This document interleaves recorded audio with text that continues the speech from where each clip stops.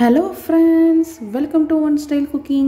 நாம இன்னைக்கு பார்க்க போற ரெசிபி என்னன்னு பாத்தீங்கன்னா ஒரு ட்ரெடிஷனலான ஒரு ஸ்வீட் ரெசிபி தாங்க.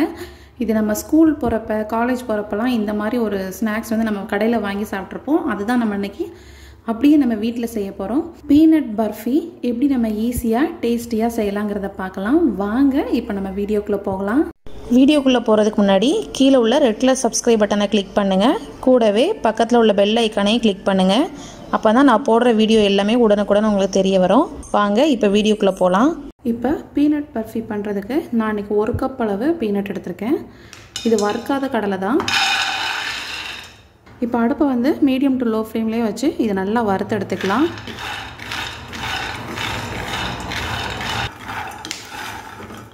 இப்போ பாத்தீங்கன்னா கொஞ்சம் நல்லா வறுபட்டுடுச்சு.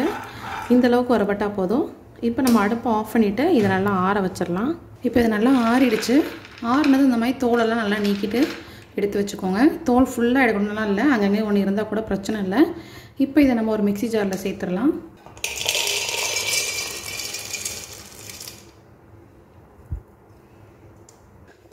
இப்போ இந்த கடலையை நம்ம பல்ஸ் மோடில் போட்டு ரொம்ப ஃபைன் பவுடராகவும் இல்லாமல் நரன்னு இந்த மாதிரி அரைச்சி எடுத்துக்கலாம். பாருங்கள், அரைச்சி எடுத்தாச்சு.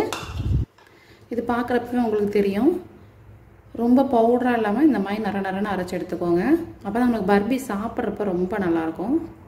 இப்போ நம்ம மறுபடியும் ஒரு கடாயை வச்சு இதில் வந்து பாகு கன்சிஸ்டன்சி கொண்டு வர போகிறோம்.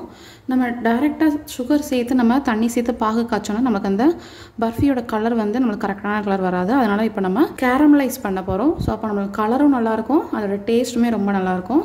இப்போ இதில் நான் 1 கப்பு நான் வந்து கடலை எடுத்திருந்தேன்.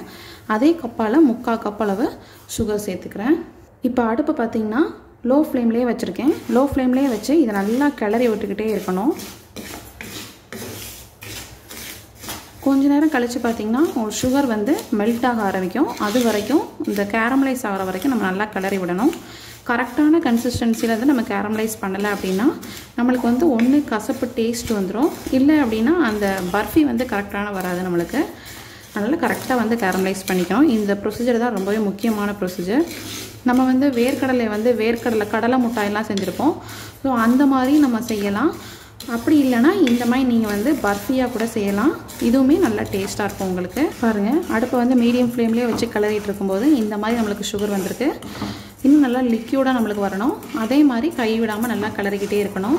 பாருங்கள், சர்க்கரை வந்து இப்போ நல்லா மெல்ட் ஆகிட்டுருக்கு. நம்ம சர்க்கரை வந்து சேர்க்குறதுக்கு முன்னையே நம்ம எந்த பாத்திரத்தில் வந்து பர்ஃபி கட் பண்ணணும்னு நினைக்கிங்களோ அதில் வந்து நெய் அல்ட்டா ஏதாவது பட்டர் பேப்பர் ஏதாவது போட்டு வச்சுக்கணும். ஸோ நம்ம கிளறின உடனே நம்ம அதில் சேர்க்குறதுக்கு கரெக்டாக இருக்கும். நான் வந்து இன்றைக்கி ஒரு பிளேட்டில் நெய் தடவி வச்சுருக்கேன். இப்போ நல்லா கரையணும், சுகர் நல்லா கரையணும்.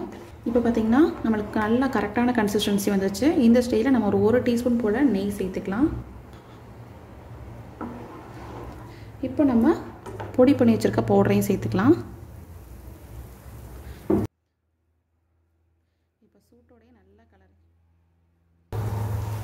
இப்போ இந்த சூட்டோடையே நல்லா மிக்ஸ் பண்ணிக்கோங்க. இப்போ இப்படி எல்லாம் ஒன்றா சேர்ந்து வரணும். இதில் வந்து நம்ம நட்ஸ் இதனால் சேர்த்துக்கலாம். ஆனால் நேச்சுரலாக பார்த்திங்கன்னா நம்ம கடைகளெல்லாம் வாங்கி சாப்பிட்றப்ப இது மட்டும்தான் இருக்கும். ஸோ இந்த 2 சேர்த்தாலே போதும் நம்மளுக்கு. நெய் மட்டும் ஆப்ஷனல் தான், தேவைப்பட்டால் சேர்த்துக்கோங்க. நெய் சேர்க்காமல் கூட செய்யலாம், நல்லா வரும். இப்போ நம்ம இதை உடனே ஒரு பாத்திரத்தில் ட்ரான்ஸ்ஃபர் பண்ணிடலாம். நம்ம நெய் தடவி வச்சுருக்கோம்ல, அந்த பாத்திரத்துக்கு மாற்றிடலாம். இப்போ இது உடனே ஒரு கரண்டி வச்சு நல்லா ஈவன் படுத்திக்கோங்க. உங்களுக்கு எந்த ஷேப் வேணுமோ அந்த ஷேப்புக்கு நல்லா சமமாக பிரித்து விட்டுக்கோங்க. இப்போ இதை நம்ம செட் பண்ணியாச்சு. இப்போ சூடாக இருக்கும்போதே நம்ம வந்து பீஸ் போட ஆரம்பிச்சிடணும். ஏன்னா நம்மளுக்கு நல்லா ஆறிடுச்சுன்னா நம்மளால் பீஸ் போட முடியாது. அதனால் இந்த சூட்லேயே வந்து நம்ம பீஸ் போட்டு வச்சுக்கோங்க. இப்போ நல்லா நம்ம பீஸ் போட்டாச்சு.